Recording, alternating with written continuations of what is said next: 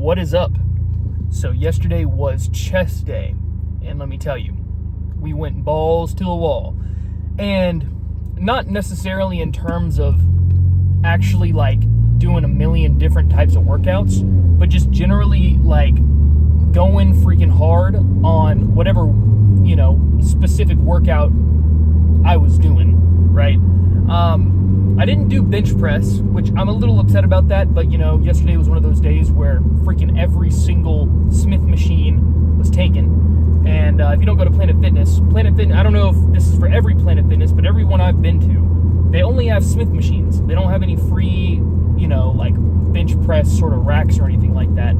So kind of just gotta deal with it. And honestly, if you utilize a Smith machine, like if you go freaking hard on it, on bench press, I feel like you can get a crazy workout regardless. Don't get me wrong, there's definitely something to, just doing like a regular, like free weight sort of bench press, because you kind of activate, I feel like you activate more muscles other than your chest to kind of, so maybe it's kind of like squats, right? Like, I'm not gonna lie, I don't do a ton of squats, right? I do a bunch of leg press, stuff like that. I'll do some hack squats, and I actually really like hack squats, actually. I like them a lot more than regular squats. And that's just, I probably need to just work my way up to regular squats, because I know, a lot of people, there's definitely something about it, right? Like, getting that full, deep kind of bounce on the way down and coming, back up. I'm sure that there's definitely some credence to that. I just my form is probably not correct. So I need to really just figure that out. Maybe watch a tutorial or something, and then give, but a big reason as to why I haven't seriously done squats is because there's only Smith machines. And if I'm doing squats, I want to do them with a regular freaking bar, right? Not that a Smith machine squat wouldn't be good. It's just I feel like I can kind of do the same thing with a hack squat. You know what I mean? So, I don't know, take with that what you will. I feel like you can still grow some pretty freaky legs even if you're not doing squats. It's if you go crazy on whatever you're doing, you could be doing freaking quad, quad raises or whatever, and quad extensions. And if you go, let's say you did freaking 12 sets, something crazy, that's going to be a crazy workout, right? That's going to be freaking, if you don't feel accomplished after that, I don't know what in the world. Now, once again, obviously there's something about, squats are freaking difficult, right? So when you finish a set of squats, you're God dang, I just conquered something. So I think I am going to start working that out in my regimen, but for right now, I feel like my legs are generally growing and they're in a pretty good place. And, and that's just from doing quad extensions, hamstring curls. Obviously don't skip hamstrings. That's important, especially if you plan on ever doing squats in the future. You need your quads and your hams to be, relatively, maybe not equal, I guess, but you want them to both be relatively strong, because you're going to be utilizing both of those to balance and to, do everything you need to do. So just, squats is definitely one of those things. It's I feel like if you're a beginning sort of lifter, it's not imperative. You don't have to feel like you need to get on that squat rack. Just do what, obviously, go with it outside of your comfort zone in terms of the intensity of whatever you're doing. You don't want to be one of those people that's training to mild discomfort. You know what I mean? Come on now. No, you want to be in pain. But squats is one of those things you should probably work up to. You don't want to, get injured or something, and then if you get injured in the beginning, you might freaking throw your whole game off and stop going to the gym altogether. You don't want to do something crazy like that, and obviously do weight that you can handle and everything. But anyways, back to the chest, right? I don't even know what this machine is called, but it's you press up, you're laying down, right? you press upward and the bars come close together, so you're able to get that really good squeeze at the top, and that was feeling freaking amazing. Sam Sulik, he covered that same sort of machine in his own personal gym that he just acquired or whatever, built up, and I was in the Planet Fitness. Hadn't really used this machine except for kind of played around on it. Thomas was with me. We sat down on it for a second, tried it out, and then we moved on to whatever, something different, maybe cable flies or something. But they were, yesterday they were freaking nice. I mean, I put 245s on each side, and I was just repping them out. And the thing, so for the first set, I was able to kind of rep out maybe 15 or 16, right? And then after that, the amount of reps I was able to do went probably down to 8 or 9 or 10. I mean, I was starting to feel that freaking fatigue because I was I could tell the muscle was being utilized.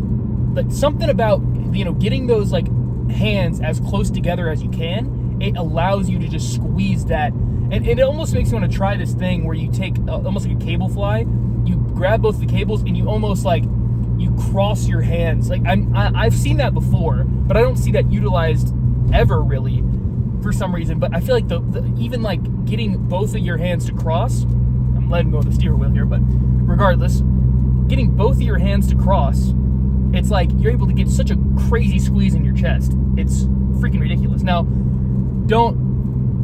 obviously on the decentric or whatever going down, getting that stretch, that's also very important because I feel that's where your side chest really gets a lot of play, is on that decentric and pushing back upward. And when you're on that full eccentric where the freaking chest is squeezing, I feel you're engaging a little more of that mid chest section / maybe upper chest, So did some cable flies, and I did get some footage. Actually, Trinity recorded the footage, so thank you to her. But cable flies, feeling freaky on the cable flies.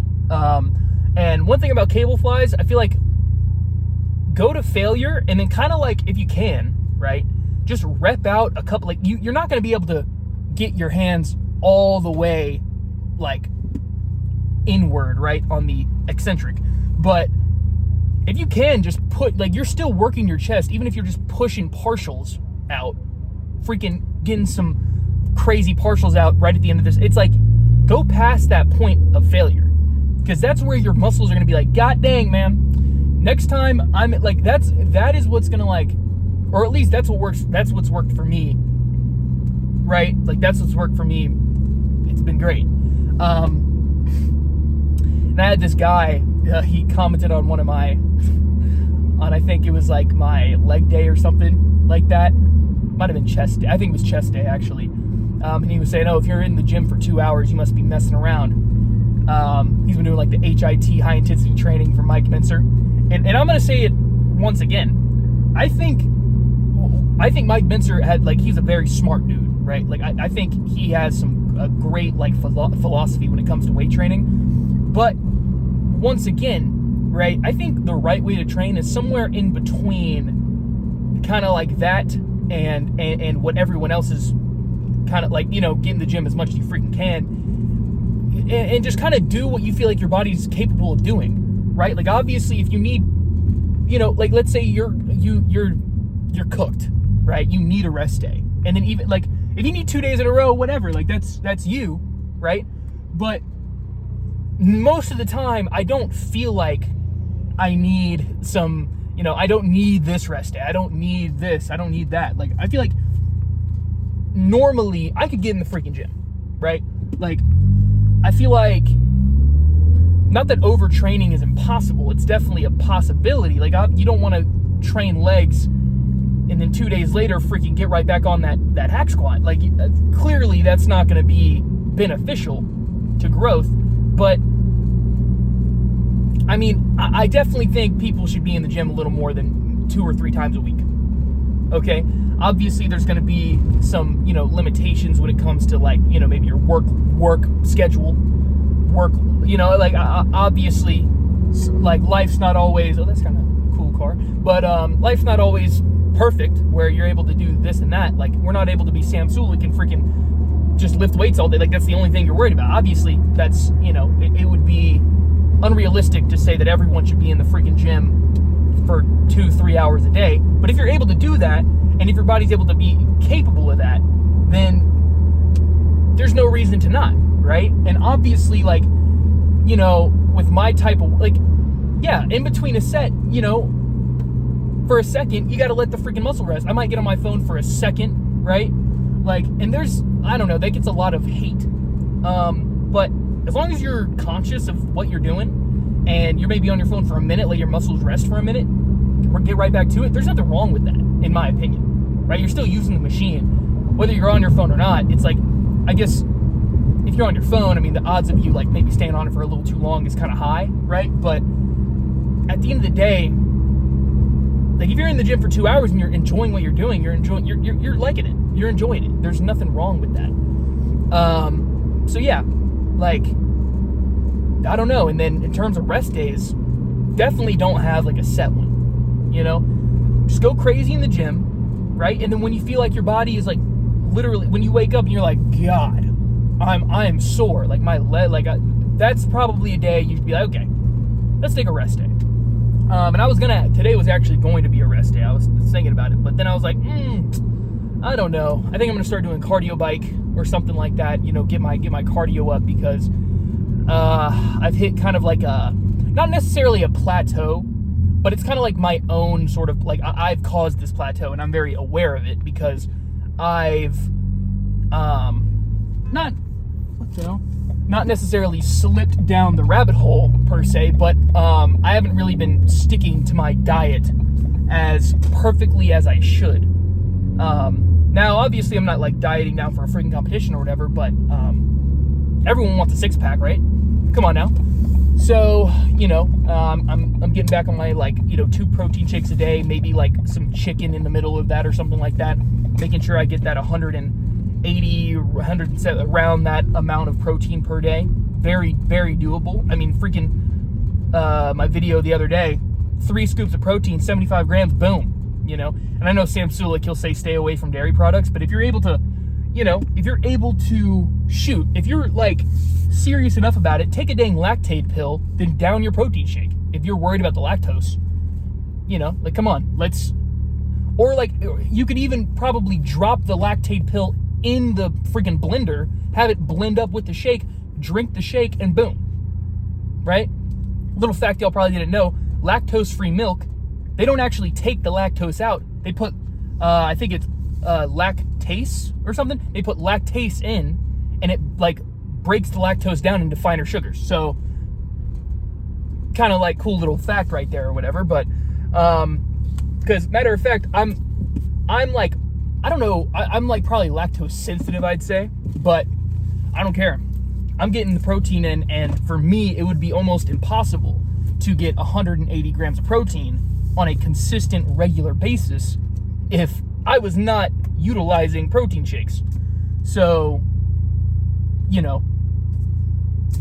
like right after my chest workout, boom, went home, down the and let me tell you, these shakers, I don't know why, but I never expected shakers to work as good as they do. I mean, what the heck? This little ball down in the bottom right here, I don't even see that, but that thing does wonders. That thing freaking blended it up perfectly, and it's, you could throw 3 scoops of friggin', protein powder in this bad boy and shake it up. Boom, 75 grams of protein. And I'm basing that off of the Target brand protein. I mean, I'm a freaking, at this point, sponsor me. But no, I mean, seriously, the Target brand, give it a shot. You probably like it. Mix some, once again, okay? Target brand protein, 2 to 3 scoops, okay? That's going to be either 50 grams of protein or 75 grams, whether you do 2 or 3. And then, depending on what you want, either do 2 scoops of dehydrated peanut butter or 4 scoops of dehydrated peanut butter, which is, I think 2 tablespoons of that is 60 calories. So if you do 4 tablespoons, 120. So, boom, you're looking at like around, if it's 3 scoops, you're looking at around 160, you're at 400 to 500 calories, something like that. But, hey, you're getting great, and then the the peanut butter, that's like another 5, 10, I think it's another like 20 grams of protein just from that, or it might be 10 or something like that. But regardless, freaking utilize that. If you're struggling to meet that goal of like eating X amount of protein shakes, they might not taste the best, you know what I mean? But at the end of the day, what's your goal, right? Like, what is your end goal? You want to look good? You want to build muscle? It's like, not everything's going to be perfect. You want to diet down for a show? You think they're having a great time not eating anything? Hell no. So I think y'all can freaking down a protein shake that doesn't taste that good. Come on now. So yeah, today, I don't know what I'm going to do. I might do some like quad raises. I just felt like coming to the gym. You know what I mean? Well, it was kind of one of those days where I was like, oh, you know, could be a rest day, but then I'll catch myself. I'm like, do I really need this? And no, I definitely don't. Obviously, I'm not going to touch anything that would utilize my chest, right? Just did arms 2 days ago. So that's off the table. I'll probably do some core, right? Because my core, I don't know why, my core does not want to pop, unfortunately. I'm going to probably stay away from obliques, because obliques, mine are already, not that mine are large, but I don't have the tiny waist that everyone so desires. So I'm going to just stay away from, you know, I'm just probably going to do the good old weighted ab crunches, boom, knock that out, 30 minutes on the cardio bike. Maybe some quad raises. I might just keep it a core focused sort of day. So it's not, I'm utilizing my time effectively, right? And it's one of those things where it's like, if you get in the gym, you train, you're going to feel good afterwards, right? You go balls to the wall. Even if you have a day where you don't go balls to the wall, you got in the freaking gym, you're keeping that consistency up, which is more important than anything. Keeping that consistency in the gym, even if you're not, let's say you're training to mild discomfort, right? If you're going in there every day or every other day, that is so much better than not going at all. That is like 0 to 100. Like, if you're doing nothing, you are 100% better if you're doing something. If you're going once a week, twice a week, like, you know, not everyone has to be going every single day, but think about going every single day. It almost makes it easier to stay consistent, because once you start slacking off, once you start not going, then it kind of almost becomes your new routine to just not even go. So stay in the gym, you know what I mean? I'm going to play some of I don't know if I'm going to record anything today, because like I said, it's just going to be core and freaking cardio bike. But I got some footage from yesterday's chest workout. Went crazy. Might put some music over it or something. Yeah, it was great. So y'all enjoy.